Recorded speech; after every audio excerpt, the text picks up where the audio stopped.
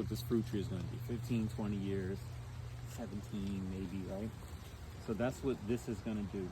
We planted a little companion, a little friend under there that's going to help put nitrogen into the soil. That's a bean. Beans put nitrogen into the soil. That's not nearly enough nitrogen to support an entire tree, but we were learning the concepts. Over here we have the same thing. We have a nitrogen fixing tree, which will eventually make enough nitrogen for this, so we can see the concept. So this is a locust. It's gonna put nitrogen right at the root zone of this apple tree. It'll make it, it's like fertilizer, growing your own fertilizer. It's also going to encourage this apple tree to grow fast to outcompete that other tree. So we're encouraging healthy competition. Okay. Yep. And then we talked about all sorts of companion plants that'll bring in beneficial insects that'll help keep the bugs off your fruit. So you don't have to come in here spraying things. Gotcha. So as we looked at planting systems, communities, so that they take care of themselves. We had to pick a spot because our neighbors here are these tall pine trees. Notice that this is still touching some sun. Any closer and it wouldn't. Any further away and it runs the risk of being bumped. So we like to grow at what's known as the edge. And so we've been creating edge and making, we've been creating edge and then trying to surf the edge to be what we want it to be. If you're up in a dense forest like that, it's really difficult to grow stuff. What are you going to grow? So you grow at the edge. So you said, of course, going in too close, you just too crowded, not enough sun and space. Yeah. But you said too far. What's the issue? Too far away. Too far from the other plants, specifically the pine tree.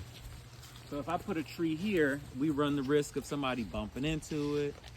It's unprotected. I got you. It's on the island. It's its own island. Yeah, it's not yeah, even, right, it doesn't right, have right. the companionship of the ones around it. Got you. So yeah, that's what we were doing, is looking at this particular site, and we put all of the permaculture principles to practice on this one site.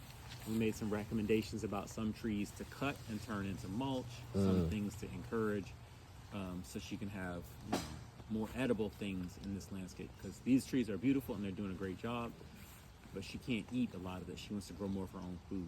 So how do you do that? So we put together a plan that gets her more sunlight right up near her house, gets her some growing spaces, maybe some spaces for mushrooms to grow, so in the dense shade. We try to get Grandma Walks on Water everything she needs in this one spot. Yes, sir. So. Yeah, that's love. So you said permaculture was permanent agriculture, and ultimately assessing and finding ways to add value to the culture and the community, the ecosystem, and build things that are in companionship in a great environment with the proper. Yeah, that's like a whole little world, whole little community. I mean, I love how you just connected everything, having to go together, all the different forms of energy being in a relationship. Yes. Each plant's being in relationship. Yes. When you sit down, when you watch this again, pull up the list of all of the permaculture principles, because they're all really important. So you brought in the idea of sharing, right? So one of the principles is obtain a yield and share a yield, right? So we want to make as much as we can so we can build community through our share. I mean, your statement touched on a lot of the different principles. One of them is aggregate, don't separate, right? And so we're not worrying about, well, we need to grow this tree alone by itself in order for it to become its maximum thing. No, man, we're putting it all together. We're gonna plant. There's a tree over there that has a really deep taproot. It mines calcium out of the soil. We're gonna take that and eventually feed those leaves to this tree. So then this apple tree is eating that mined calcium from down in the dirt, and we're feeding to this apple tree. So eventually when you're eating these apples, it's high in calcium. Or feed that same calcium to her collard green farm that she's got up there. But the concept is to grow everything you need on the space that you have, by mimicking nature's processes. That's really it. You observe nature. What does nature want to do, and then you surf that energy. You surf that energy to where you want to go. There you go.